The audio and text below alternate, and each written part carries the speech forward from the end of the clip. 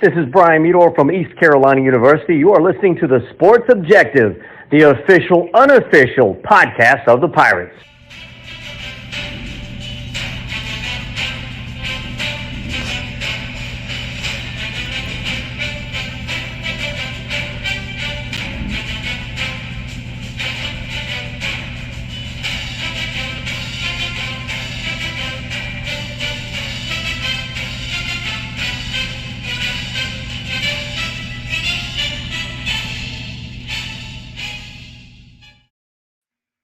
Welcome into the Sports Objective. As we have another week, we've made it without getting fired, and very happy about that. How you doing, Kyle Barber?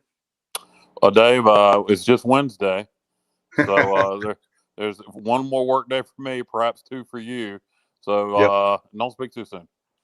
All right, yeah, that's a whole nother show, as they say. Bubba Rosenbaum, before I get in trouble, how are you, man? I'm doing well. It'd be hard for me to get fired in the summer. I'd have to do something really foolish. But well, you are on a podcast, Bubba. Exactly. But I'm sure I could stick my foot in my mouth some way. But I'm enjoying some time at the beach down here at Oak Island. So on island time, as they say, picking up a pizza at the moment. Hope you guys are doing well. Doing well. And those of you that are wondering, why did we start this podcast? Our first guest is one of my inspirations to go out on my own and do my own thing. And that's David Glenn from the David Glenn Show. Formally, and hopefully at some point we can get him back on some kind of broadcasting, but that's his choice. How are you, sir? I am doing great, Dave. Great to be with you all again. No doubt. There's so many topics we can talk about. I feel like it's the David Glenn Show. I don't know where you want to start first, but I guess we can start with our Pirates losing in Vanderbilt. We were very hurt about that. And one of the questions I have, and Bubba said, don't dwell on it, but I'm not going to dwell on, I promise. But your former pitcher at the big leagues, as far as I know, college ball. What are your thoughts as a pitcher? I have to ask this question about the strike zone. Dave pitched in the big league. Did you pitch in the big leagues? No, I did. College. No, I pitched into my 20s, but I was not good enough to play NCAA level baseball. I was kind of the summer league pitcher, Babe Ruth league, and on up. But I pitched for 20 years, and my heart dies on a night where you can't get a fair shake from the home plate umpire. And I was a guy who didn't throw the ball very hard, so I had to kind of work the black, as they say.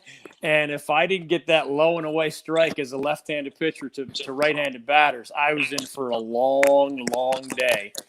I do agree with the premise that if a guy is consistent behind home plate, you can live with imperfections, right? Like if he gets the same pitch wrong all the time and the same pitch right all the time, you kind of adjust. Like that's your job. But not just the Pirates this year, but I saw it happen elsewhere. There's a couple of Major League Baseball umpires that I cringe when I see them behind home plate. So you just hope it doesn't become one of the factors to decide a series or a game. But getting these guys out is hard, and sometimes the home plate umpire, I guess the batters complain about him as well, but I'm usually thinking about it from the pitcher's perspective. Do you know who Jim Ross is? Yeah. He wrestling announcer. Yeah, barbecue and wrestling. That's right. Yeah. He on his podcast, he talked about, coming up before he's been broadcasting so long, but at one point he was a wrestling referee, and he also did football and basketball refereeing at the high school level. And he was speaking on his podcast about maybe it was 2 years ago at this point about how bad officiating is getting at all levels, particularly at the high school level. But then he also talked about college and NFL, and he said, you don't see anybody getting into officiating. It's so, it's almost like I don't want to use this term. It's not the term I'm looking for, but you'll understand it. It's almost incestuous, where it's fathers and sons and uncles and brothers, and nobody new is getting into it. There, so eventually, the quality of people that are officiating isn't as good because not as many people are getting into it, and eventually they may all be replaced by robots. But I thought that was interesting from JR's standpoint a couple of years ago.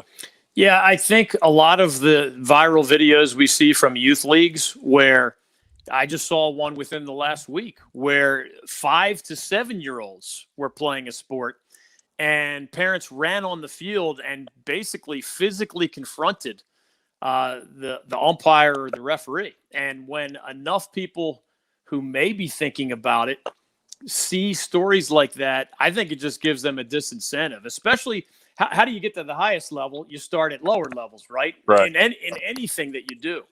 And if you start kind of getting the faucet down to a drip at the really youth levels, where you might not be making but $7.50 an hour, it's worth it taking the heat if you're Cowboy Joe West in Major League Baseball, right? Because your salary at this point is a whole lot more than 95% of those people in the stands. But if you're just some young person contemplating it as a career path, you're not going to take mommies and daddies screaming at you abusively for $7.50 an hour. And if you give up on it at that stage of your life, you're probably not going to stay in the pipeline long enough, to feed those higher levels. Yep. I know at our local level for baseball with the Tar Heel League, it's like $80 a game is what they're getting, something like that. So that's that's about an hour's worth of work. But I know there's also if you factor in wait a minute, you mean like Little League? They're getting $80 a game somewhere in that neighborhood. Yeah. Holy crap, that's not bad. Okay, 70, so yeah, I mean a 3-hour game, time to the ballpark, time home from the ballpark. You're probably down to $20 an hour there, but that's still better than I thought. Well, that depends on your day job too. Well, that depends on which league you're doing, right? Because you could be doing a league where they may be volunteer. There's some that are volunteer. There's some. The one that I'm talking about is one of the best ones as far as the Little League is concerned. But you're right, though. There's some that are volunteer and some that are next to nothing. So for sure, that's I have no plans ever to be. I don't care. I'll work really bad jobs before I go to be an umpire official. I don't want that pressure. One question I have as far as in Pirate Nation is concerned, as you probably know, Cliff Godwin is up for potentially two jobs, definitely LSU at this point.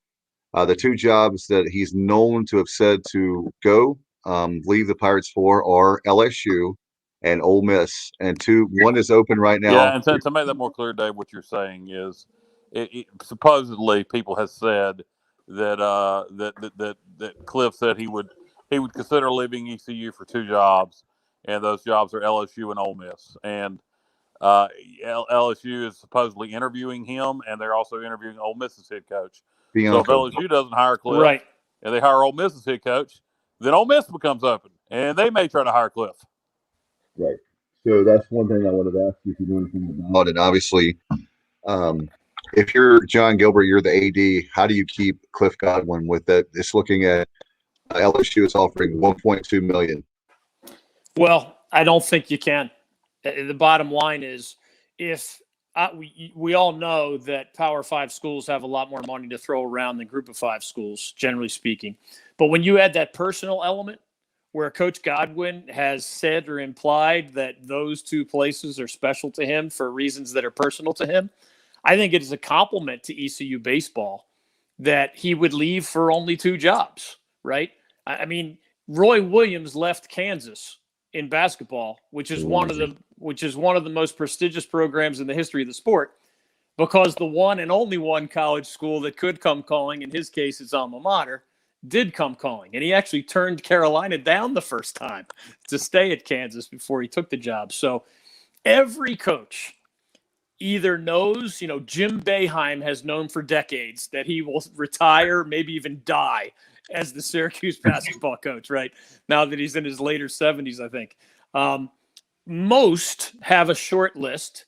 And I'd say those who don't have a short list, most of those have a long list of places they would leave their current positions for, right? It's known as a nomadic existence because there are only so many. Coach K was going to retire at Duke, and Roy Williams is going to retire at Carolina. There are only so many of those. Cliff Godwin having that very, very short list of places he would leave for is impressive and a compliment to the Pirates. But it is a scary time to be an ECU baseball fan because everybody knows he's the right man for that job. Everybody, I think, believes in their heart that he would come through on his promise to get the Pirates to the College World Series with enough time to do it.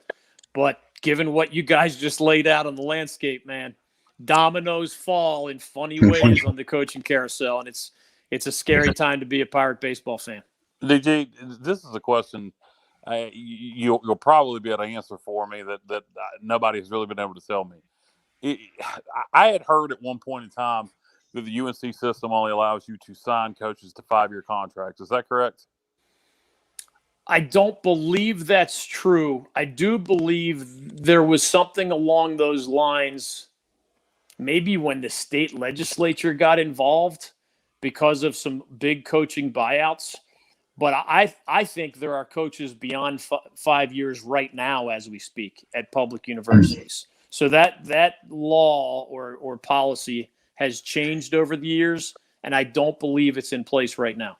I mean, to me, that's the only thing you could do. You're not going to match LSU money, but I think you could offer him unbelievable job security with maybe I don't know if you want to go lifetime contract, but why not offer him a 10-year deal with an increase every year over the next he's already got I think 3 years or 4 years left on his contract. So expand 25 through 25. Okay, so he's got 4 years left. So you expand it out to 2030 with an increase each year. I mean, you can't match LSU money, but I mean, look, Cliff goes to LSU, he has one bad season, he might be gone. Whereas at East Carolina, he can be here as long as he wants. That's the way to do it, and that's the standard way schools have tried. It occasionally works, right? I mean, Mark Few has stayed at Gonzaga forever, and there are other examples of that in men's basketball, which I think of most frequently. But it's not easy, and you guys know the deal. You're thinking of pulling the levers in all the right ways to try to get Cliff to stay. But if in his heart he knows he would go, there's really at some point almost nothing you can do. Another thing, DG, is the very fact that money is not – he turned down a lot of money for – I know, but Mississippi State came after him. He's had Alabama after 2016. He's had a few big coaching jobs, and obviously SEC, which he knows very well, coaching at LSU and Ole Miss right before he came to us. But for me, there's a couple things that are missing right now for the administration, and I'm not the athletic director. I'm not trying to be the athletic director. But the two things he's mentioned very consistently, number one is facilities that he wants that he hasn't gotten. I'm just being straight. The second thing is how much he loves his assistant coaches.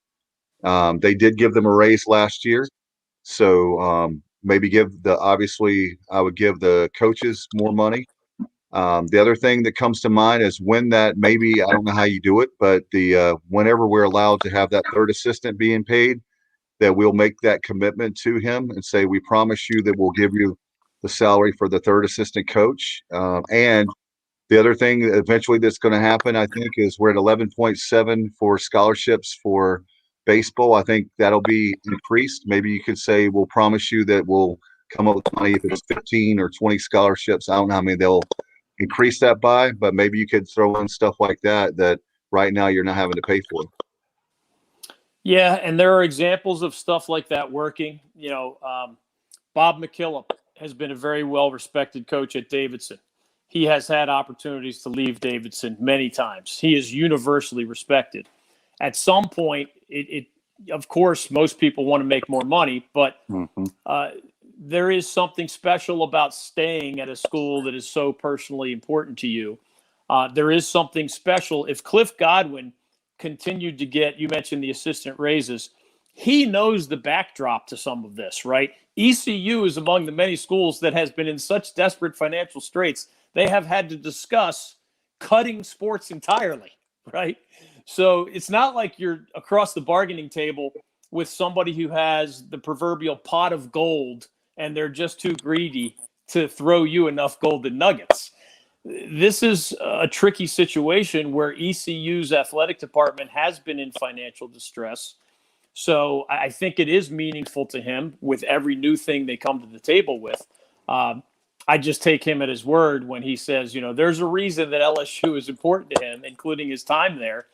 And it has to be considered among the better college baseball jobs in the entire country. I think it's the best job in America. Yeah. I really do. In How college many baseball. people would say no to Alabama football? How many people would say no to Duke or Carolina basketball? You know, it does happen, but it's hard to say no. Yeah, and you might not get the opportunity to say no. They and I'm forgetting Ole Miss's coach's name right now. Bianco. Yeah, Bianco. Mike Bianco. Yeah, Mike Bianco may get the opportunity. Leaving Ole Miss for LSU. You talk about a controversial decision. Then would he want to go to Ole Miss? Who knows? I do think you got to make some kind of offer to Cliff. You got to come up with something. I don't really think more money. I think he's already the highest paid coach in the American in baseball. So I don't know that more money, just straight up more money, because you're not going to match LSU's money is the answer. I think you got to get creative, like we're talking about. Come up with a package to offer him. You got to make some sort of effort. Reach out to some Pirate Club members. See what they can do to help kind of offset what LSU's offering. Maybe that guy who decided to pay Dave Hart all that money just so he could hire John Gilbert. $600 or $700,000. It's amazing how those big boosters matter. It's amazing. Every athletic director has that short list in his or her back pocket, and sometimes they can green light things that otherwise just would not happen. Wow. It's one of the great hidden stories in college athletics, because most of those people don't like talking on the record about their ability to give the green light to fire a coach, because they'll help to pay the big buyout. They like to kind of keep it on the down low 99% of the time. Well, one thing I was telling Dave, DG, is let's say there was a booster that said, you know what, we'll pay Cliff Godwin $1 million a year. We'll make him one of the most high paid baseball coaches in all college baseball at $1 million a year. So some group of 5 football coaches don't get that much. The problem with that is, if you had a booster to step up and pay that, then you're going to piss off the football coach. I think Mike Houston's making 1.3. Yes. But with all due respect, and I love Coach Houston dearly, and he's got the program we're going to be talking about, ECU football. David, I know what you're going to say is he hasn't won like Cliff has, but it doesn't matter. That program makes way more money than the baseball program. Not recently, my friend. That's why we're in the financial straits. Not recently. I agree with you. We're not in the financial straits. We're not in the financial straits because the money the football program didn't make. We're in the financial straits because of the idiots that were here before this current administration bankrupted us.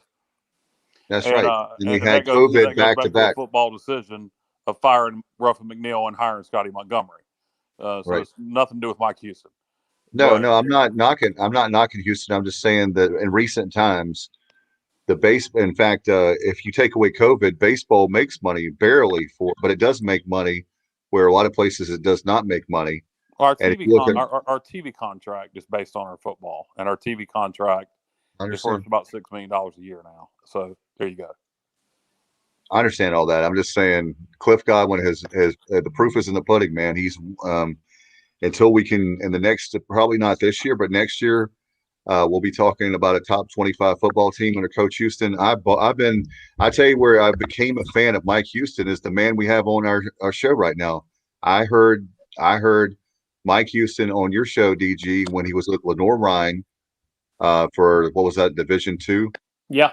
That championship, and you had him on, and I was like, man, that guy is you could just listen to him and say he's a great coach. So I've been on the DG. I listened to the DG show. I've been a Mike Houston fan since that very time for a good number of years now. Let's talk. Speaking of coach vacancies that we thought would be a lot longer, but I think Duke had a better plan. I want to get your take because you've been around the ACC since I know 1987. I think if my memory serves me right. Yeah. We had recently not Mike Houston. We had Matt Doherty on recently, and it was ironic because he was talking about. I want to get your take on this. The reason I'm bringing him up about how a Carolina they thought they had Roy after Guthridge, and you were here during all that time and on the show, had your own show. And then it didn't go the way they thought it was. It was and then all of a sudden Matt gets the job, and he said, "Guys, I was hired July the 11th," and then he was talking about it on our show recently, and it was funny because I said, "Man, if Duke ever does this, I hope to God for their sake that they don't have." I had forgotten about that whole coaching carousel. We think we got this guy, and it was like a cattle call. I don't know the appropriate term for it. And then we get the announcement that Coach K is retiring. And then we start hearing sources that John Shire has been with him a number of years. Is going to be the coach in waiting. I said, I know that Coach K was close with Dean Smith towards the end of Dean's life, and they became very close friends. And he saw what Dean went through with all that, and he knew how to handle it because his friend had gone through that, and he didn't want Duke to have to go through that. Is that a fair take? I think that was kind of one of the cards in the deck with Coach K. I think it starts with the fact, there are secondary factors for sure, including the changing nature of college basketball and what Coach K did not want to see, et cetera. But it does start with the very basic fact that he turns 75 years old during the upcoming season, right? Only one man in the history of Division I men's basketball and the NBA has been a head coach past his 75th birthday, and his name is Jim Boeheim. That's the only guy ever. So K is going to finish as the second oldest with this one upcoming season. So that is the starting point. Now, are he and Roy Williams tired of transfer circuit? Are they tired of recruiting guys all the way to the point where they say, they're jumping to the G League or some foreign country for that 1 year that they're not eligible for the NBA draft? Are they tired of name, image, likeness, and all this stuff that's kind of complicating the recruiting process? Yes. So those are secondary factors. But isn't it fascinating, guys? If you would have told me at any point from 1987 until right now as we speak, hey, DG, there's going to come a time where the Duke and Carolina jobs both come open around the same time, and both schools hire somebody who's never been a Division I varsity head coach. Man, I'd have taken long odds on that happening. And yet here we are, right? I mean, Hubert Davis gets the job at Carolina. He's almost 20 years older than John Shire is. But the one thing they have in common is that they have never been the head coach at the varsity level. So who would have thought that would happen for two of the most famous programs ever? And the other thing it reminds me of, guys, and just think of our time together. There was a time where Steve Wojciechowski, recently fired at Marquette, was at least one of the top candidates to succeed Coach K someday after playing for him and coaching under him. There was a time, remember, when Chris Collins led Northwestern to the first NCAA tournament in the history of the school. That's a pretty high, right? And Collins, former Duke player, former Duke coach. There was a time where he might have been candidate 1A or 1B or 1C. And I know with absolute certainty that when Jeff Capel took the Pitt job, the idea was absolutely he was going to show that he could run an ACC program and win at least at the level he already won as a head coach at VCU in Oklahoma. And then he would have been ready to jump into Duke whenever Coach K chose to retire. The idea that it's going to a 33-year-old guy who, and I respect John Shire a lot, but man, it was 10 years ago, roughly, that we were watching him win the title as a player for Coach K. I mean, that's not that long ago. 2010. So these guys have their work cut out for them. Y'all know the old cliche, you never want to follow the legend. You want to follow the guy who follows the guy. Well, these guys are following the legends, man, and we'll see how it shakes out. But it's not going to be easy as a first-time head coach. And don't you think with the coach in waiting too, doesn't it have, speaking of recruiting, they could, if you're up against Duke, you could say they don't know who they're going to have. They're in the coaching search right now. Yes. There's a lot of uncertainty. Now you have certainty. Uncertainty kills recruiting, period.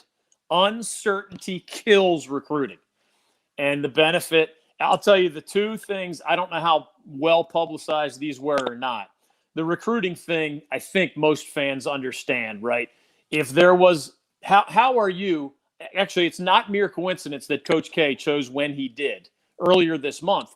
It's exactly when you're really ramping up conversations with young men and their families as those guys go into their senior year of high school. That's what this summer is all about. So Coach K knew in the back of his mind that he probably had only 1 year left in him and didn't want to lie to these young people and imply, well, yeah, I'll be your coach for 1 or 2 or 3 or 4 years when he knew he wouldn't be.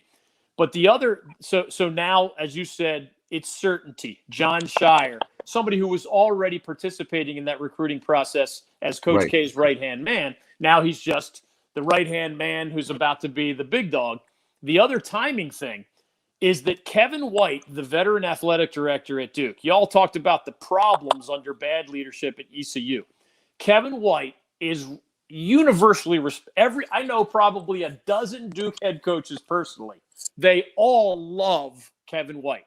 Kevin White, not long ago, announced that this coming August, he's retiring. He's in his 70s now. If Coach K had not chosen this timetable, can you imagine a young female minority first-time athletic director who's been announced as Kevin White's successor? Can you imagine that one of her first orders of business is finding the successor to Mike Krzyzewski, the winningest coach in the history of D1 basketball? I mean, wow. That would be almost unfair to any athletic director, much less someone in her shoes. So this way, you avoided the uncertainty and you avoided, pulling the pin out of the grenade and handing it to the new AD. We'll see if it works out, but that was part of the logic behind it. And by the way, DG, another coach, I'm doing the coaches very well tonight. How about the Hurricanes? I know they're disappointed that they didn't make it further, but Brendan Moore, man, I'll tell you what, those guys, he was the guy that I wanted, and I got the coach I wanted for the Hurricanes because I listened to him. Another guy that listened a lot on your show. I know y'all are close friends, but he's a guy that could he might be able to put Kyle and Bubba and I on skates. I don't know how well we would do, but we would definitely play hard for him. I can promise you that. We definitely play hard for him. And 3 straight playoff appearances. You can say what you want to, but we had those 9 years that Kyle and Bubba always say, man, we've been a long time without a winning season at ECU. I'm like, be a Hurricanes fan where they make half the teams make the playoffs, and you have 3 straight years. And now this team is young. I still think they've got a number of years ahead of them where they can make a decent run. I think they're built to make a deep run and win another cup or two with the players we have. What do you think? I think they have to keep Rod Brindamore, of course, and I think they will. It'll be interesting to see how they handle free agency. Dougie Hamilton, their star defenseman, is a free agent. They have a lot of other decisions to make, some large, some small. But I agree with your basic premise that the Canes are in a great place, maybe the greatest place they've ever been as a franchise that moved here in the 1990s.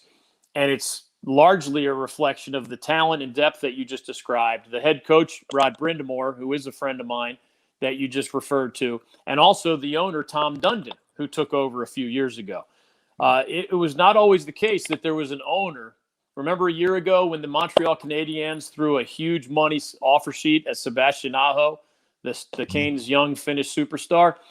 The Canes have not always had an ownership group that would just write the check, say, the Montreal Canadiens, who are very wealthy, by the way, by hockey standards, are not just going to come here and intimidate me with this money. I mean, Tom Dundon ain't letting that happen. I've gotten to know him pretty well as well.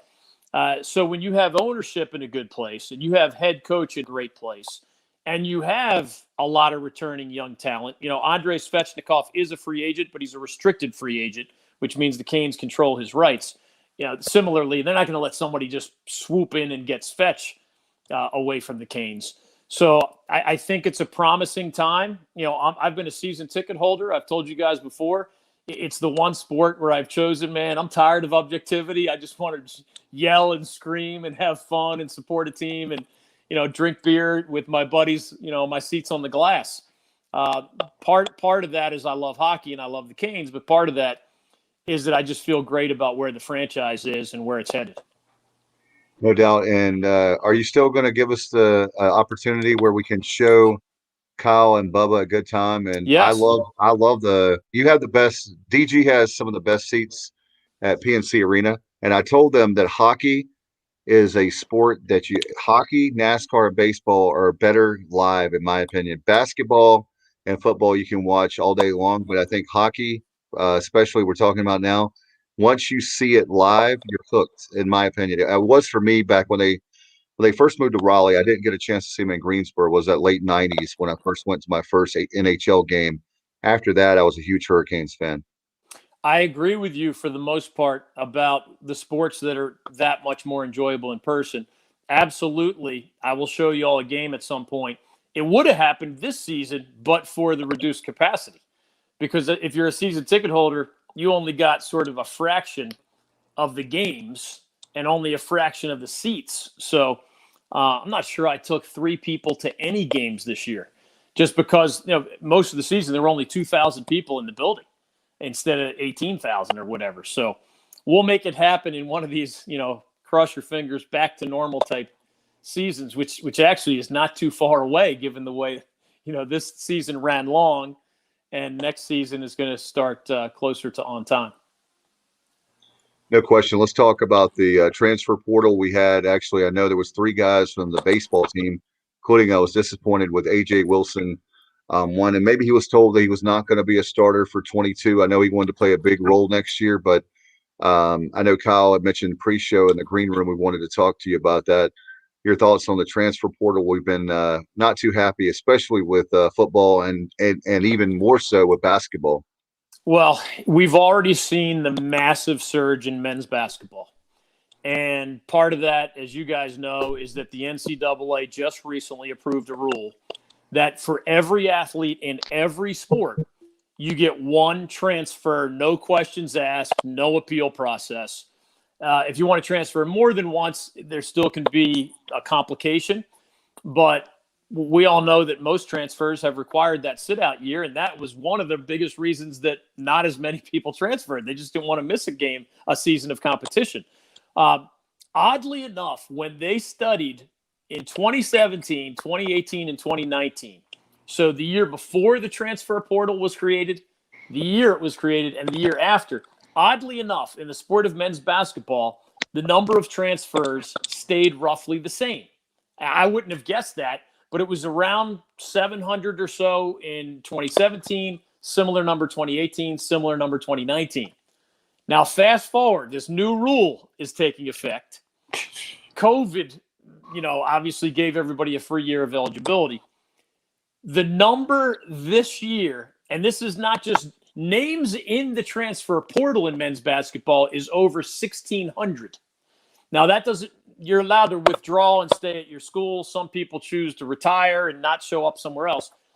But we know that there is going to be at least a 50% surge from 700 to way beyond 1,000 in a 2-year period in men's basketball transfers. So that a lot of people say, transfers compared to 5, 10, 25 years ago. This is a 50% surge compared to 2 years ago. And other sports, of course, are expected to take hold as well. I do think philosophically, I see this a little bit differently than you guys. I don't like getting away from watching teammates grow together for 2 or 3 or 4 years. I don't like that aspect of the transfer portal.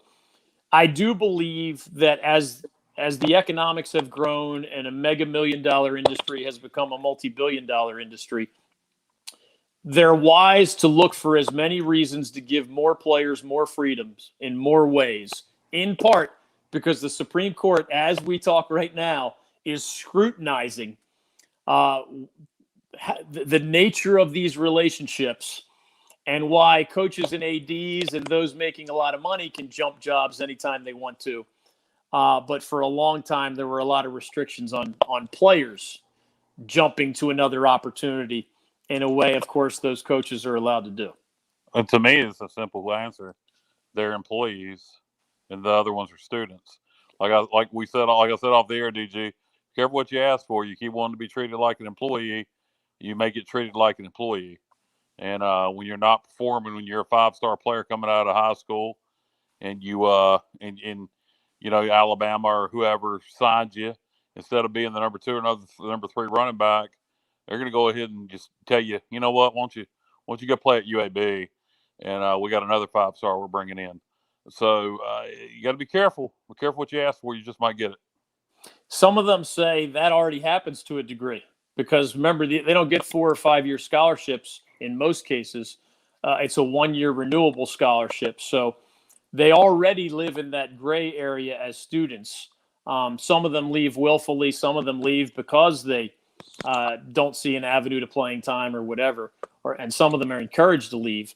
But there's no perfect scenario. Either you are preventing students who are kind of the soldiers that are the foot soldiers of this mega billion-dollar industry. Either you're restricting their freedoms economically and choice-wise, or you're creating this roster chaos. And neither of those is all that desirable. But if I have to break the tie, I'm going to break the tie in favor of giving more young people more choices. Can we start trading? I mean, we got like we got an abundance of riches at tight end, but we could use offensive linemen, and we could use a blitzing end. A good pass rush defensive end. So if anybody needs a tight end, maybe we could trade one for a good pass rusher. So that I can promise you would be an unconstitutional rule. that one would not make it. But the rest of this, there's a chance that tomorrow the Supreme Court announces a decision on a major NCAA case. The Supreme Court does not take a lot of cases, period. I think it's something like 98 or 99% of all cases, not just sports, but all cases appealed to the Supreme Court are turned down. They don't even review them. It can go a decade or more can go by before the Supreme Court takes an NCAA related case. And there's one that the decision's coming soon, maybe as soon as tomorrow, but certainly within the next month or so. So we've got the transfer craziness, the name, image, likeness craziness, and the Supreme Court case all happening as we speak. So the college sports world's going to look different. It's just a matter of how much different. DG, to jump, this just popped in my head as you were talking about transfers and all. So I just thought I would throw this out at you. It's fun. It's not about transfers, but it's college related. Fast forward for about 2 months from now, as we get into a Thursday night in early September. I guess it's about 3 months from now. Wishful thinking. In Charlotte, East Carolina's going to be playing Appalachian State on neutral site there at Panther Stadium, or whatever it's called now. 10 starters coming back on offense and defense for East Carolina and App State. Both have 20 starters back for both teams. Have you ever seen that? Wow. Not that I can think of. I mean, heck, different schools define a returning starter differently. So I'd have to look at those numbers. Yeah. But I cannot think, some people include kickers, which would allow as many as, 24 returning starters, I guess, but others just choose 22. If it's 20 out of 22 for both schools, I'm pretty sure I've never seen that. But based on Athlon, basing this off of Athlon college football preview. So yeah, wow. yeah. The only guy Duke's replacing on offense is their quarterback, or Duke. I'm sorry, Appalachian's replacing, and it's with the Duke transfer. That's where that came from. And for East Carolina, it's Blake Pearl. Well, the quarterback is a pretty big one, and your audio broke up on me a little bit there. But for East Carolina, Blake Pearl. App State is going to be the favorite in that game just because of where they've been lately compared to where ECU has been lately. But hopefully it'll be quality football with that many guys coming back on both sides. I think it's going to be I think it's going to be a great game. I think it'll be probably as hard-hitting of a football game as you'll ever want to see. The style East Carolina wants to play. And Appalachian State had one of the best rush defenses in America last year. I think it's going to be a low-scoring football game, actually. Well, how do you feel about the speaking of the Pirates? We've got Geoff Grammer coming on from the Mexico beat writer. We're going to talk about an ECU transfer coming in that Joe Dooley and the Pirates picked up. He's with the beat writer there with the Albuquerque Journal. But DG, how about the Pirates on the gridiron? Do you think that we finally get back to a bowl game? I would guess yes, given Mike Houston's track record, given that number of returning starters, given Holton Ahlers as the trigger man for all of that. I don't know the rest of the AAC off the top of my head the way I'll know them by, say August. But this guy's a proven track record kind of coach. And his players, I think, believe in him and have shown improvement under him, even if it hasn't been as many wins as the Pirate fans would like to see. So I'd say there's a great chance that bowl hurdle will finally be cleared. It's been a long time for Pirates fans. 6 years. 6 years. In fact, DG, is finally that your son Anthony has graduated. He went that whole time, right, without Yes. going to a bowl game. So That he's is going to be correct. finally. He's going to be one of the ones I've been thinking about that they'll finally have that. I went to ECU, but now that I'm a graduate, we finally turned the corner. We're finally going to a bowl, and I think next year they're going to be one of the favorites to win the AAC. I really do. With hoping we'll get another year. Quite frankly, guys, I think if you look back at last year, we went 3-6, only played 9 games. The Tulsa game was stolen from East Carolina. Yeah, I mean, literally, you don't want to say a game was, but literally that game was stolen. So that's 4 wins right there. The Navy game. The Navy game, we just didn't have Holton. That's not fair. It was stolen from us too because they wouldn't let our star quarterback play on a false. Well, it's a little different to me because Temple was in a similar situation. So if you're going to give one, you got to take one. So I think we were closer last year than a lot of people realize. Really, we were in every game last year after that Georgia State debacle, with the exception of Cincinnati. I think we're going to have a good football team. I think the schedule's a little daunting. Non-conference with App State, South Carolina, Marshall, and then the conference schedule, the Americans, very underrated football league. So I think if we don't go to a bowl, it won't be for. We'll be in every football game. It'll be a lot of close losses if we don't go to a bowl. How far and wide does the Sports Objective reach? Because now that Anthony's a grad, if any of your viewers and listeners want a hard-working, talented, good DNA young ECU grad, he's available. There you go. We're worldwide. We're worldwide. We're worldwide, DG. Where's he living these days? He's still in Greenville because as a reward for 6 straight Dean's lists, and I'm not kidding when I say that, he got 6 straight Dean's lists. We promised him we would pay his he loved living near campus. So I just said, man, as long as you're willing to search for a job while Dad kind of pays the freight, he is still right there on 10th Street until I think like the end of July. So that's where he is. He loves the state of North Carolina. And, of course, his mom is hoping that whatever his job opportunity is not crazy far from us. I'm spending a lot of time in Wilmington teaching at UNC Wilmington, but also a lot of time in Raleigh. So we love – and my daughter's at App State. So your matchup, by the way, is Glenn versus Glenn. I mean, who knows how that's going to go. I was going to ask you about that. Yeah.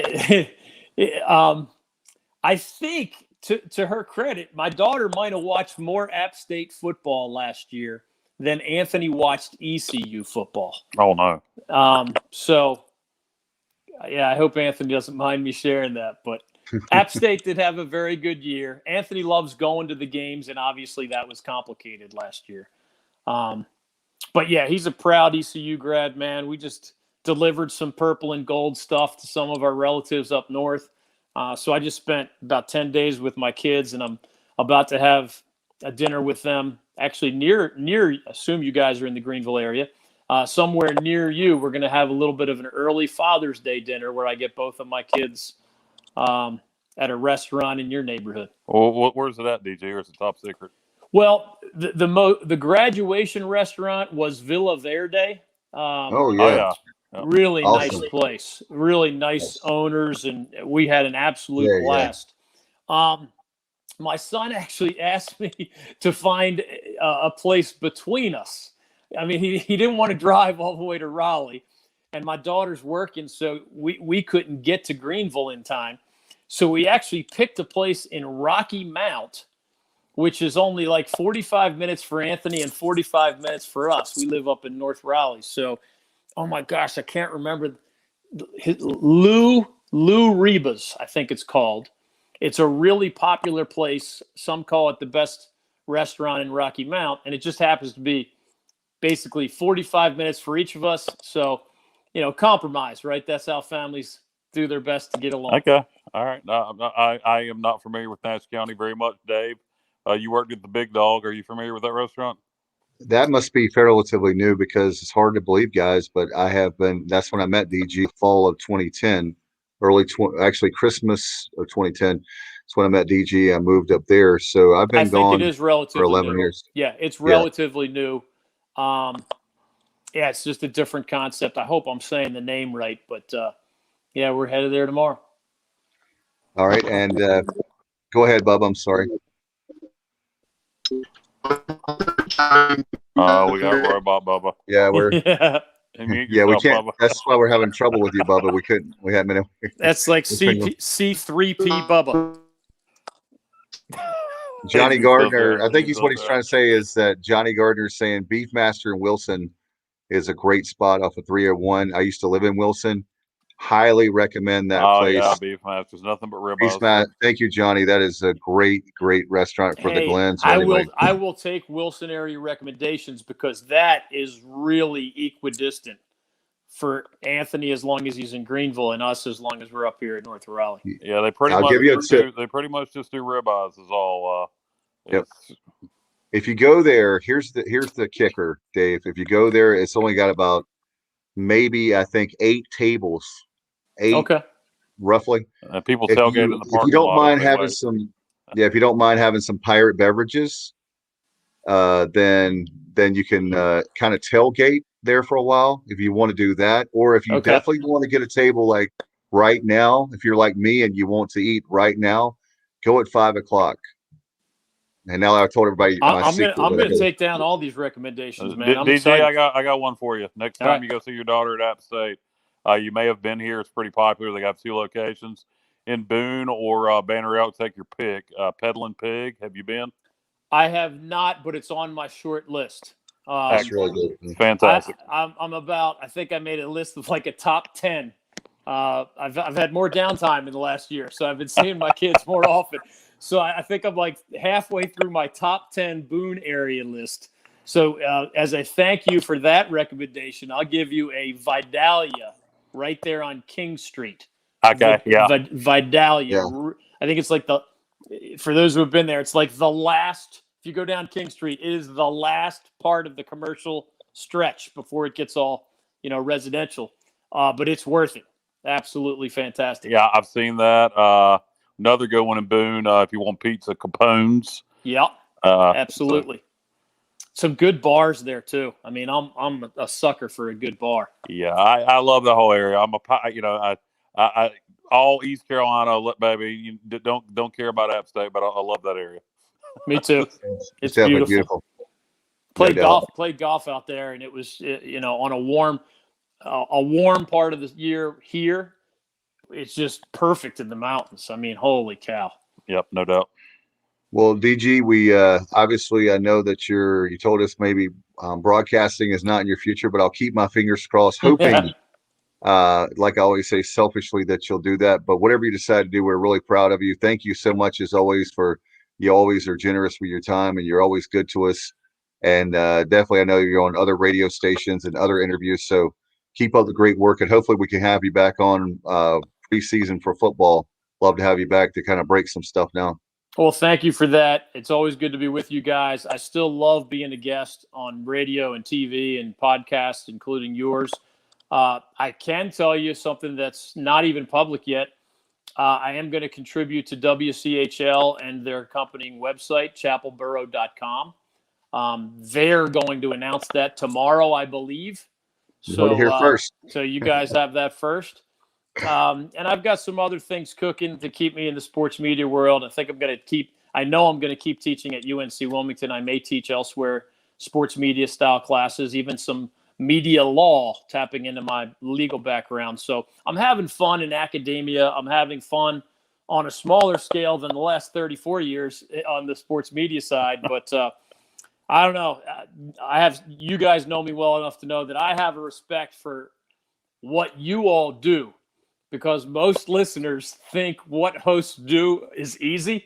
And I'm telling you this, being a guest is fun and fancy free and low key and low stress. And I just look forward to it like I would look forward to a visit with an old friend. Being a host is fun. I mean, I loved what I did the last 21 years, but holy cow, those who do it well know how much work goes into it. So I have double respect for you guys as I appear as your guest because I've been in your shoes so many times. No doubt. Well, maybe we can get Chancellor Rogers to give you a media job, like teaching media law for our comm department. That's so awesome. And maybe the radio stations we're friends with say that you've been on there before. There's numerous ones you've been on. Maybe they'll say, hey, we're going to throw a pile of cash. DG is not going to turn that down. Well, I'll say this, Dave, and I appreciate you mentioning that. I'm not as expensive as I used to be. I'm more willing to listen with there being not quite as many numbers to the left of the decimal point. So for whatever that's worth, I'm close enough to retirement that I just want to have fun and have my health insurance paid so that my family is sleeps well at night. Those kinds of things. But great to be with you all again. I know you got another guest coming, so I appreciate the quality time as always. Thanks, no problem, DG. Take care, buddy. See you guys. Bye-bye. Be well. Seems like the Wood Ducks, somebody like that could really benefit from DG doing something. Absolutely. That'll be a lot of fun. With us right now, we're going to shift gears as far as the Pirates are concerned. And we one of the things we were scared about talking about coaches, we were worried back in the springtime if we would have Joe Dooley or not. So we do have Joe Dooley with us right now. We're going to be talking about a pickup that we had. It's actually Vance Jackson Jr., Arkansas grad who transferred. He had 1 year at UConn and 2 at New Mexico, and he's now selected the Pirates. So with us right now, the beat writer for New Mexico for the Albuquerque Journal, and that will be Geoff Grammer. How are you, man? I'm good, guys. Can you hear me all right? Did I hit the unmute? I didn't realize. Yeah, you did. Well, loud and clear. I'm doing good, guys. I'm stuck in the back storeroom, as you guys can kind of tell behind me. I'm at the office right now at the newsroom, but I found a nice, quiet place to talk to you guys. And look, man, Vance is the guy I covered for 3 years. Really, he sat out a year as a transfer. I know you guys were talking about transfers a little while ago, but I like Vance a lot. I think fans are going to like him. He's a confident guy. He's not afraid to shoot the ball. He shoots a lot of outside shots, and that's the good and the bad of what ECU is about to get in Vance Jackson, a 6'9" guy who's shot more threes than twos in his career. Some people really don't like that. He's good at it though, man. He can shoot. He's a good shooter. So I think you guys are going to like what you get overall. And Vance is a confident guy. And Geoff, we desperately, I know Bubba is our numbers guy, stats guy, but 2 years ago especially, if we made 2 or 3 more threes in a game, then we win probably a half a dozen more games a couple years ago. I know Bubba's a numbers guy, and I'm not, but off the top of my head, I'm not so sure about last year. We had COVID that really, this past season, that really derailed our season. We didn't play for 20-some days. I think in February, it was a long time as a basketball fan and someone that loves Coach Dooley so much. But we desperately need people that can shoot a three. So is that something that Pirate Nation can expect from Vance Jackson? He will make a lot of threes? Yeah, absolutely. He's one of the better shooters I've seen come through here at New Mexico anyway in the past 5 or 6 years. There have been a few better, but he's right up there when he's in a groove. The scouting report I can give on Vance is this: he is 6'9", he is versatile, probably not quite as athletic as maybe he thought when he went to the SEC for a year. I think his athleticism isn't I think you look at him initially, I think the initial kind of scout that fans might see of him is, wow, this guy, he looks the part. He looks athletic. I think when he mixes it up a little bit, he's not a high flyer. He doesn't like getting in there and mixing it up for the rebounds all that much, but he's good. I mean, I say all those things, and those are things that people don't like hearing about a 6'9" guy. But the reality is, he can handle the ball a little bit. Probably not as a point guard. He's not going to be a point forward type, but he can handle the ball. And like I said, when he gets hot, he had some games, and I can kind of go through some of the highlights of his games when he's at his best. There's a reason Eric Musselman, who coached against Vance for 2 years in the Mountain West, wanted to get him immediately a year ago to go to Arkansas was because when Vance is at his best, and he happened to be against Nevada a couple times when Muss was coaching there, he looks the part of a guy who might play, in the NBA one day. And then he might go 3 or 4 games where if his outside shot isn't falling, he doesn't probably do quite enough to get himself involved. But he's also a veteran of the game right now at this point. He's a fifth-year guy who, he spent 3 years at New Mexico, 1 year at UConn, 1 year at Arkansas. He's about to be a sixth-year guy because of COVID and on his fourth school. He knows at this point of his college career, if he's going to play and make a little bit of money beyond this year, and he will, but to get a little bit better of a paycheck, he realizes he better start doing some things that maybe are on the negative side of his scouting report, which is he probably needs to rebound a little more. He needs to mix it up inside the arc a little more than he does. How many points per game did he average at New Mexico the 2 years he was there? Well, I can tell you there was there it is on the screen. Yeah, so there we go, 11 points and 7 rebounds a game at UNM. There was a stretch. This kind of encapsulates maybe a little bit of the frustration sometimes you'll get with Vance Jackson. There was a stretch in his I pulled it up while I was about to get on the show here, and there was a stretch in 2019 season. That would be his sophomore year, but his third year in college, the first year he played with the Lobos, where he had just gotten off a stretch of like 12 games where he scored in double digits. And then he goes over a 6-game span, 4 points, 5 points, 9 points, 30 points, 8 points, 4 points. So in a 6-game span, he was held under 10 points in 5 games. And it wasn't that he wasn't shooting. It wasn't that he wasn't getting minutes. He wasn't hurt. He was just inactive. He wasn't finding a way to get involved. And then he had a 30-point game and a loss in the middle there. So he would do that every now and then where he'd kind of disappear for 3 games at a time, and then he'd go for 30. And then he might disappear for a couple games. I think his consistency got a whole lot better his next year, his junior season with UNM.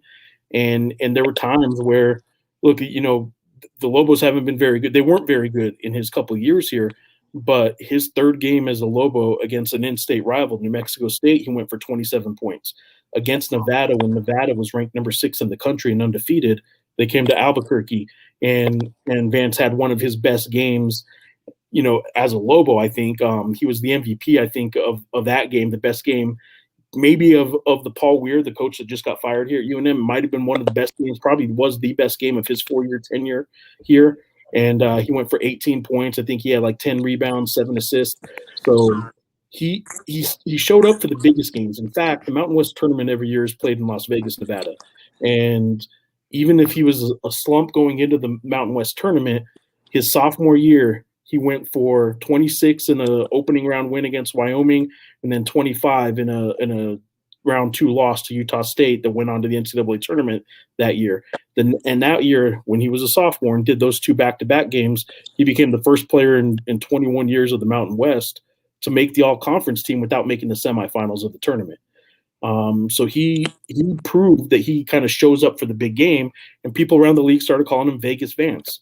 The problem with Vegas Vance was they didn't play all their games in Vegas. So, I think he's a big game performer. He can show up. If and when ECU needs him to go off, he's very capable. It's those other games that maybe it's not a rival or it's not that big ranked opponent maybe on the schedule that hopefully he's gotten a little better at showing up for.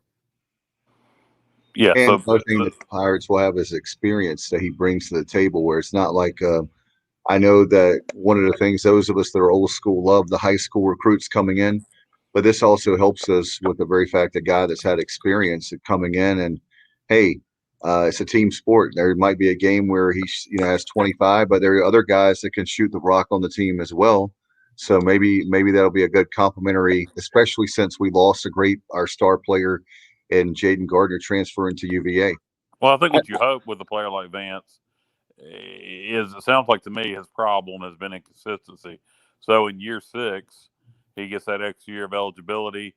He chooses to go to yet another school. I'm sure what he wants to find is consistency in this extra year, so he gets a chance, like you said, to make some money at the next level. He's a guy too that's very capable of passing the ball and getting others involved. if he's not forcing his own shot. Sometimes he tries to shoot himself out of one of those slumps. If he has 2 or 3 games where he didn't score a whole lot, he gets frustrated with himself. And you can see it. He wears the emotion on his sleeve, and you'll see it on the court. If things are going good, he'll be yelling at the crowd and trying to get fans up. If things are going bad, though, he'll react after a couple missed shots in a row. What he's probably gotten better at, certainly after his first year at UNM, didn't get a whole lot of minutes last year, obviously with Muss and Arkansas, but I do still talk to that coaching staff. I think what he's a little better at is recognizing the other ways to get involved, and if that shot's not falling, I do think he's better at getting other players involved. I think he is a very good passer, first of all. So I think that when a defender may start, if they're going to ignore the 6'9" guy's ability to shoot outside, they're going to pay because he can shoot from the outside. If they do start crowding him on the line, he is capable of getting by them a little bit and creating his own shot in the lane. But when those two things aren't going, Vance was at his best when he was getting others involved. And like I said, the way he finished that sophomore year when they were calling him Vegas Vance because of his tournament performance, he had, I think I'm looking at it now, 5 assists in both tournament games at the Mountain West tournament, and that's to go along with 25 and 26 points. He also gets to the free throw line a lot. He is a mismatch. I mean, at 6'9", a guy that shoots on the outside, are you going to put your 4 or maybe even your 5 in some cases to go defend him? Probably not, because he is quick enough to blow by a 4 or 5 usually. But if you put a 6'5", wing, or maybe a 6'7" wing even, he's a legit 6'9". He can shoot over them, and he has a quick release. So he is a mismatch problem. Again, when he's at his best, it's when he uses his mismatch to try and get others involved too. Why do you think you mentioned maybe lack of athletics? Lord have mercy, he ain't very athletic. Maybe the reason why he didn't do so well at Arkansas. But when you look at the New Mexico, Mountain West is not a slouch of a basketball league. It's when you want to use that term group of 5, but I don't know how big the step up is in basketball. We're not talking football. I don't know how big the step up is in basketball from the Mountain West to the SEC. I think the biggest step up was just in terms of facing I think the Mountain West has put a lot of players into the NBA. There's some still playing now. I guess maybe not playing because Kawhi Leonard's from the Mountain West, but he's not playing now because he's hurt. But the Mountain West has done a good job of putting some really good players into the NBA. I think what the Mountain West in general has, though, is maybe some better basketball players, maybe not as great an athlete. If you put another 6'9" guy on the perimeter to defend him, then he does shut down a little bit if he is quick enough. So in the SEC, you're playing teams that have 6'9" wings that can guard Vance Jackson and not get blown by. So I think that as long as he has the mismatch, he knows how to exploit it. It's if he faces another really good athlete, he does tend to kind of shut down a little bit. But that said, when I say he doesn't have great athleticism, I think you guys are going to see still, certainly above average athlete. I just don't think he was quite ready to handle some of those wings in the SEC. I will say this too, and if you look at the history of of Eric Musselman's roster, basically, he's a master of getting transfers. He loads up his roster every year, and then he plays 7 guys. He never goes to the 8th guy. He will shorten it down to a 6-man bench if he can, and he's talked about this. He's on record in articles and podcasts in the past. He said at the college level, you're playing 2 games a week. You're at your peak performance, athletically. He said, there's no reason that I'm going to sit there and try and play 8, 9, 10 guys and keep them all happy when I can win with 6, and they're going to rest up for 3-4 days later before their next game. So he only plays 6 guys sometimes. It's really easy to get lost in the shuffle with the Eric Musselman kind of roster. So Vance just didn't make the cut. I guess he was probably at that 8 spot, maybe at that 7-8 spot. And he played early. If you look at the game log from last year at Arkansas, I think his first game of the season, he was their best player. They were playing probably nobody. I can't remember who, what Division II or really low level Division I team they were playing, but he was doing pretty good early. But once it kind of started stepping up in competition a little bit, he just didn't make the cut in Musselman's 6-man rotation. Gotcha. And this is from Johnny Gardner, by the way. Geoff, he said, kid showed as a highly rated high school recruit that he can play in the league. No idea what led to the transfer to New Mexico. Put up great numbers there and a good conference. By all accounts tried to upgrade his prospects, would transfer to Arkansas, with a coach to put kids in pro ball, and Musselman found himself with limited minutes, but never showed any bad body language, etc. Is he a kid that has matured both mentally and physically, able to produce at a high level in a conference he has experience in already? I believe so, man. Like I said, I do think he wears his emotions on his sleeve a little bit. I don't think he had bad body language in terms of, and I did watch a bunch of Arkansas games last year because I do know the coaching staff well, and I followed Vance, but I don't think he showed bad body language in terms of anything you would see on the bench when he wasn't playing. When I say he wears his emotions on the sleeve, it's when he misses a shot. If he's on the court, he'll react a little bit. But yeah, the body language wasn't about not playing so much and stuff like that. He's a guy that I do think understands he can be a valuable piece, a very valuable piece on a college basketball team. And he gets a little frustrated when he's not able to show that. But look, he's a guy that I think I'd be shocked if he first of all, I'd be really shocked if he's not a regular starter. But I'd be shocked if he's not probably a double-digit scorer next year at ECU. I think last year was more anomaly at Arkansas because Musselman really only plays 6 guys most of the time, 7 maybe.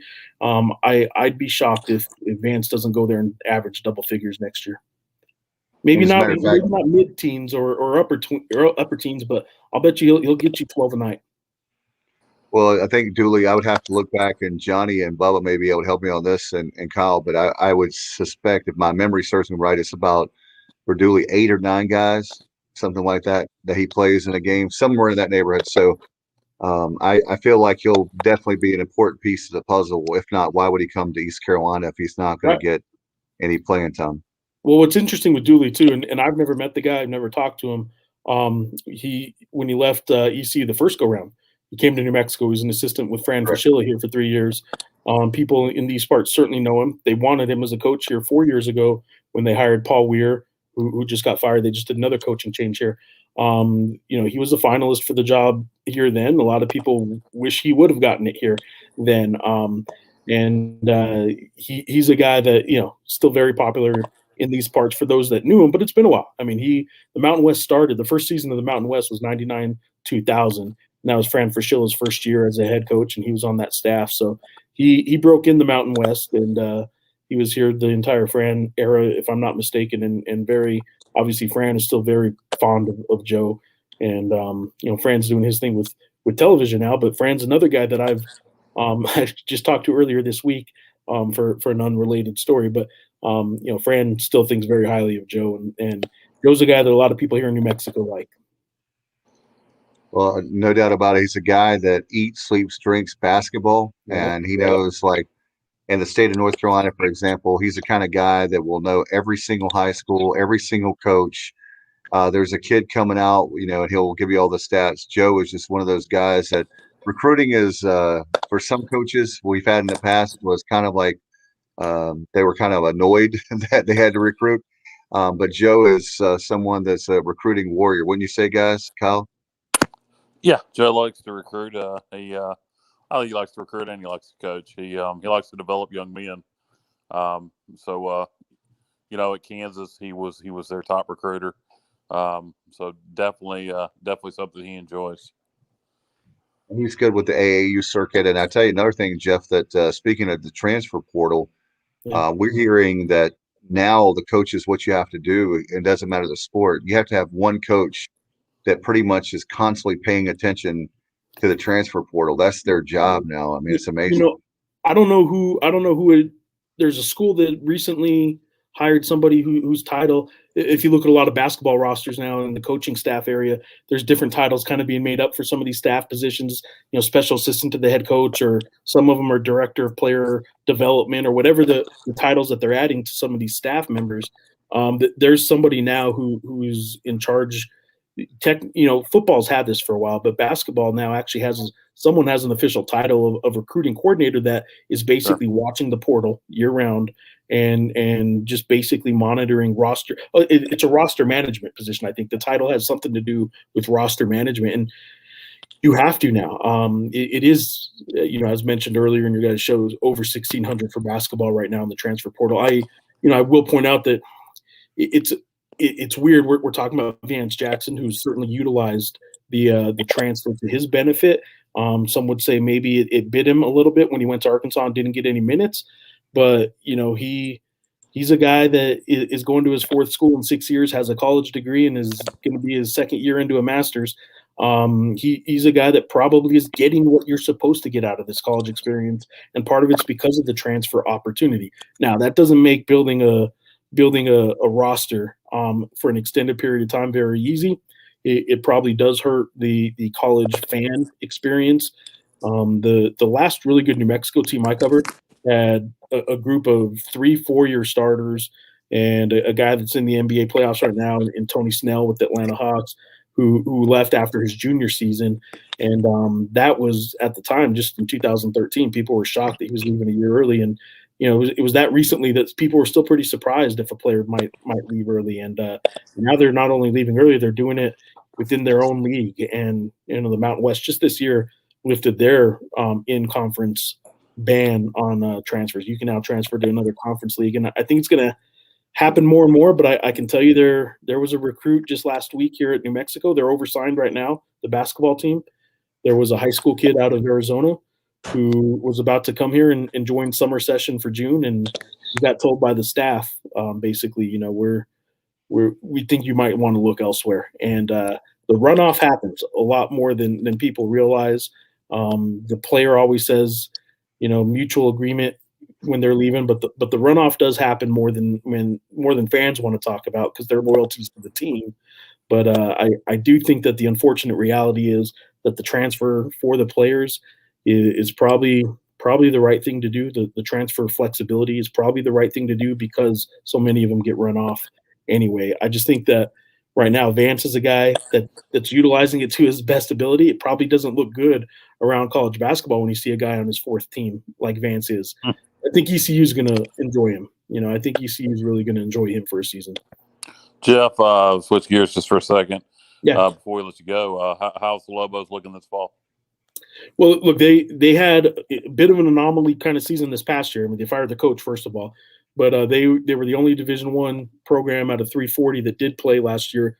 They were not allowed because of the in-state restrictions for COVID in New Mexico. They weren't allowed to practice in the state of New Mexico. Not play a game. They played every game out of state, but they weren't even allowed to practice in Albuquerque. Wow. So they did most of their season in Lubbock, Texas, out of a residence inn. They did not have a room big enough to watch game film, so they did game film in the lobby area while people were checking in 15 feet away. They had a couple players quit mid-season in January. The reality is that they went to St. George, Utah, Southern Utah, for about a 2-week period where they, in the middle of the season, signed a non-conference contract to play Dixie State in Southern Utah. And it's 2 hours away from Las Vegas. So they knew they were playing UNLV, a 2-game series with UNLV. So what they did was they needed a place to practice and play anyway. They signed, instead of getting money as a road team like you do in college basketball, instead of doing that, they basically signed a deal to go play Dixie State and get used to their weight room and their gym to practice in for 2 weeks. Then they drove over to play UNLV 2 hours over to Las Vegas, Nevada a couple times. They did that. They played their senior night game in Colorado Springs at Air Force Academy. Their home games were all over, the Southwest last year. So that was a unique kind of circumstance for them. And like I said, that players quitting in the middle of the season. So they were dead last in the Mountain West. That's a bit of an anomaly.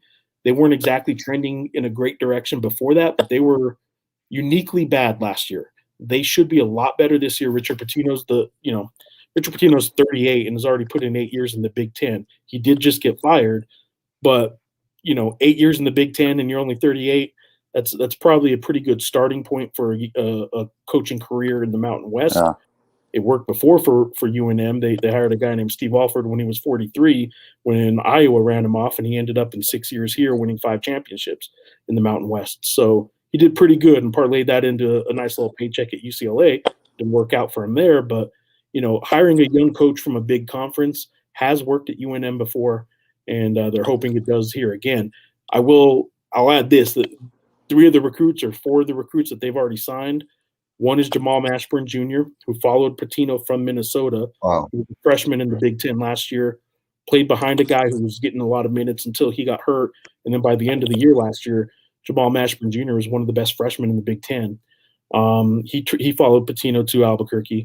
Jalen House Jr., or not Jr., Jalen House, the son of Eddie House, who played in the NBA, he transferred from Arizona State. So they got two sons of NBA players that are probably going to be their best two players. And then they got a transfer from Kansas, a 6'10" guy who I got to watch a little bit yesterday for the first time in person. And he surprised me. That he's a little more versatile than I thought. So they're bringing in some pieces that should help them. Though their whole starting five next year might be all transfers that came in. So I'm covering a team that's certainly benefiting from this transfer portal. Richard Pitino to me is I've made this comments with coaches' sons or guys with famous last names many times over the years. Skip Holtz was here in football several years ago.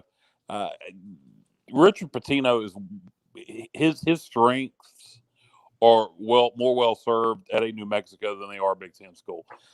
He's going to be able to, and I don't know what his staff looks like, but I bet you it's pretty good. Because of who he is, he's going to be able to put together a hell of a staff. Everybody in the Big Ten has good staffs. Not everybody in the Mountain West does. So he should be able to put together a hell of a staff. His name recognition is going to get him in a lot of kids' ears with that last name Pitino. Again, the Big Ten, you're gonna get a chance to get big recruits. So his Rolodex. Do what? Yeah, I was gonna say his Rolodex starts with Billy Donovan, who he coached with for a while. It's not even just dad; it's a who's who of college basketball coaches. So you're absolutely right. I mean, his director of operations leaves, he can call up the who's who of around college basketball and say, hey, which one of you guys has a young guy that might be a director of ops I can hire? Exactly. Which one of you guys has an ops guy who's ready to be a good assistant? And he's getting good guys. His three assistants, by the way, all came from power conference schools. A guy from Utah, a guy from Arizona State, and a guy who was at Texas A&M a couple years ago. Yeah, and that's nothing for Minnesota, but for New Mexico, just like it would be for East Carolina, it's a big deal. And, absolutely. He'll do well there. That was a good hire. Yeah, I think so too. I mean, we'll see, but I agree with you. I think that from a starting point, they did what they probably should have done in hiring him, because it's hard to ignore a guy that has 8 years experience in the Big Ten, and a couple really good seasons with that Minnesota team. In fact, this past year at Minnesota, had they not had the injury bug, they were ranked as high as 15 in the country at one point, and they beat Michigan, who's one of the best teams going into the tournament and all that. So, yeah, I think they'll be good, but we'll see. Geoff, how can people find your work there in the Albuquerque Journal before we let you go, and your social media? How can we follow you? So I'm on social media. I'm at Geoff Grammer. I'm a journalist who spells both my first and last name wrong, though. So it's Geoff, and Grammer is ER at the end, which any typo I have, believe me, gets pointed out. You don't even know how to spell grammar, so I shouldn't be surprised you screwed that up in the article today. And then the Albuquerque Journal is abqjournal.com/sports. Will get you to some of my work a little bit quicker. But Twitter's where I'm at all the time. I tweet way too much. So at Geoff Grammer, and that's where you can find most of my stuff. All right, appreciate the time, and we'll look forward to seeing how, obviously, New Mexico and how Vance will do with us and Pirate Nation and with Joe Dooley. So, and that connection as well. So we'll see how it all plays out. And hard to believe it won't be long, and we'll have football and basketball. They're knocking at the door right now. Hey, I'm looking forward to actually covering some games in my home state this next year, so that'll be nice. And I will be following ECU next year because I'm curious. I want to see what Vance does.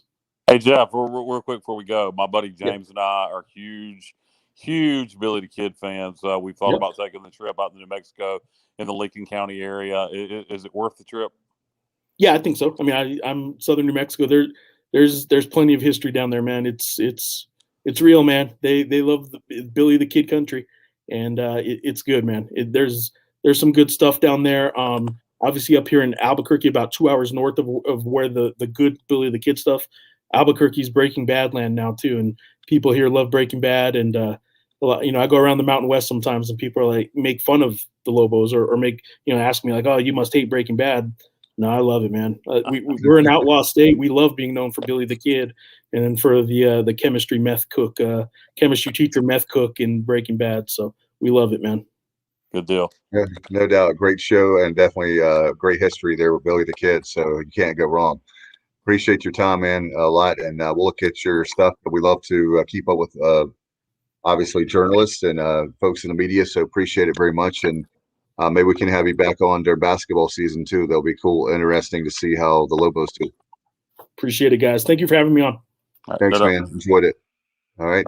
Geoff Grammer there. Appreciate him from the Albuquerque Journal.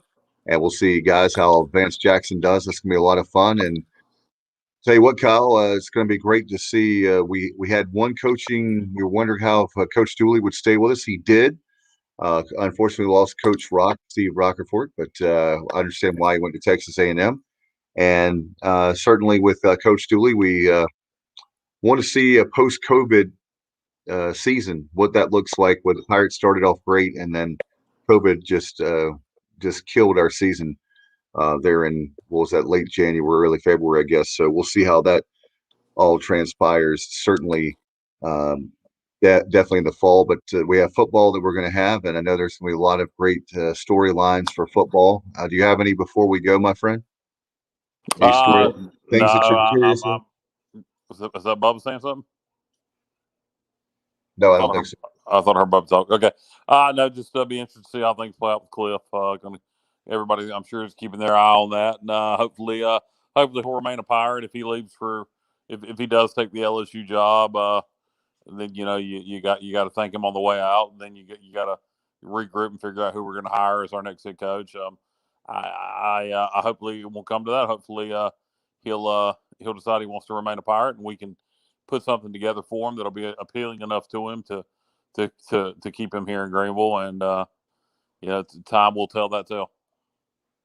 Well, the great thing about Cliff Godwin, he already has a lot of experience, and guess what, Kyle? I mean, it's amazing. But when you look at how much experience he already has as an assistant and as a head coach with East Carolina, the guy is only 43 years old. And the good news is there's a lot of years ahead of him as far as coaching. It's not like he's 60, 65, where he would only have a handful of years left. He's got a lot of years left. And so certainly we want to make sure that we're going to do everything, I'm sure, possible that we can. And I hope that between LSU nor Ole Miss comes a calling as far as hiring him. But if they do, we appreciate Coach very much for everything. We've gone from I'll say this and then we'll move on. We've gone from a regional team. That's right, Bubba. Thank you. He also turned down A&M. I was going to talk about that earlier at the Greenville Regional. A group of A&M folks came up to talk to him. And, think about A&M, how much money they have and all the resources they have. It's another SEC school. And the takeaway I have from it, number one, is it says a lot that the SEC teams and programs are coming after our coach.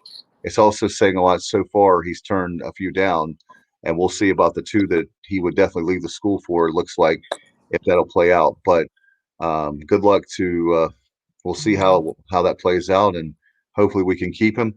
Hey, Kyle, also want to remind fans, we're going to be talking to defensive coordinator for the Pirates in the gridiron in football. We're going to be talking to Blake Harrell. And you were about to do it, weren't you? Yeah, I was about to do it. I joke about it so much. Blake Harrell, I know his real name, but that's a whole other show. We're going to be talking to him certainly next week, and all kinds of cool stuff that we'll have on next week. We're working on that right now, and appreciate Bubba working hard. Kyle, thanks to you, my friend. Thanks to DG and Geoff for coming on, and we'll have another great show. It's hard to believe we won't have extra innings this week, but we'll have another great show in a few days. Do you have anything before we go, Kyle? Fresh out. Looking forward to talking to Coach Harrell next week. Didn't realize we were having him on, so that excites me. I always love to talk Pirate football. Thought in a very tough situation last year, he did a good job. So now that he's got a spring under his belt and some changes on staff, I think we could have a pretty damn good defense this year. I'm a defensive guy. I love the defense, and I think their defense definitely will be as good as 2015. So that I think we'll do very well. And like I said, I'm going with 7-5 for the wins. We'll look at that even more and closer as we get to the beginning of the season, certainly in August. Bubba, do you have anything before we go? Can you understand what I'm saying? Yes. Yes, we got you, Pineapple. Of course. Now the service comes through that the show's over, but we missed you, man. Really enjoyed the conversation there that you had with Geoff Grammer. some good insight as far as Vance Jackson Jr. I'll tell you what, guys, when I saw his film, I mean, it's one of those things on the surface, somebody would just glance at it, oh, he only averaged 3.8 points and 2 rebounds at Arkansas or whatever it was. Well, if you watch his film and saw what he did at New Mexico, who has a very proud basketball tradition, and then his freshman year, before he transferred to New Mexico, he was at UConn, and during that year at UConn, he was an all AAC rookie performer. So that speaks to the caliber of player that he is. And then, coming out of high school, he was the consensus top 50 or 60 recruit in America. Yeah, it's a good pickup for us. And again, nice that he can shoot the three. And sounds like he's tricky, but you know what? It's just like coaches, players also, or people don't always fit in at a job, right? This is a job, and they don't always fit in at a job, but they move across the street or a different job, different state, whatever, and they're a star. So let's hope that that's the case with Vance Jackson Jr. And I know Joe Dooley knows talent when he sees it. So we'll definitely, I think the Pirates are going to be a lot better in basketball, and because we don't have to worry about COVID come November, for sure. Yeah, no doubt. And something else I was telling Johnny Gardner when we were discussing the Vance Jackson commitment, and according to Johnny, he's already gotten the paperwork signed and signed, sealed, and delivered. So that's excellent news because this just broke here a couple of days ago. I believe it was Monday when I was on my way down. But in addition to him, you have Boston College transfer Winston Tabbs. And if you haven't seen his film, check it out. It's really good, man. Between the two of them, I tell you what, it's going to be a must-see TV or must-see in person. It's because both of them, they're very exciting to watch. And let's not. I mean, I'm not. We would love to have. You get the pieces around Jaden to make Jaden more successful, and he decides to leave. Well, that's what I'm saying, man. By the way, Jessica was just singing, "This is the podcast that never ends." Well, we had go to bed, Jessica. Yeah, exactly. We had a. What was it? Go we to love bed. you, Jessica. Yeah.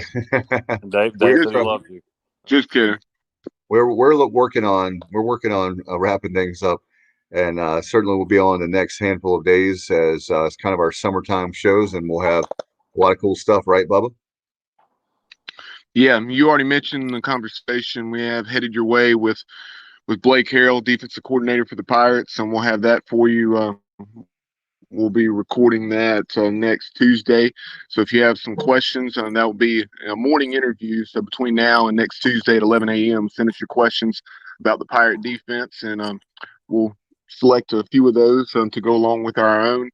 And that should be a heck of a conversation. Really looking forward to the progress that defense will make this year, because you saw it as the last season went on, especially out there in Tulsa, where they really put the clamps on that offense in the first half. No doubt about it. No doubt about it. And we're gonna do much better, I promise. All right, for everybody here at the Sports Objective, thank you to David Glenn, formerly of the David Glenn Show, now the Athletic and teaching at Wilmington and other places. Want to thank Geoff Grammer, beat writer for the Albuquerque Journal. Thanks, Kyle. Thanks, Bubba. Until next time, you've been watching and listening to the Sports Objective. Good night, everybody, and go Pirates.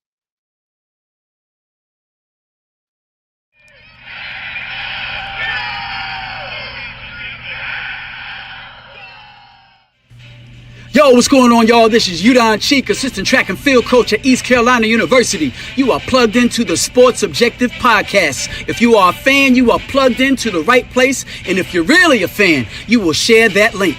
My heart is purple and gold. I'm a pirate down to my soul. And I don't back down, not at all. Find out when the cannons explode.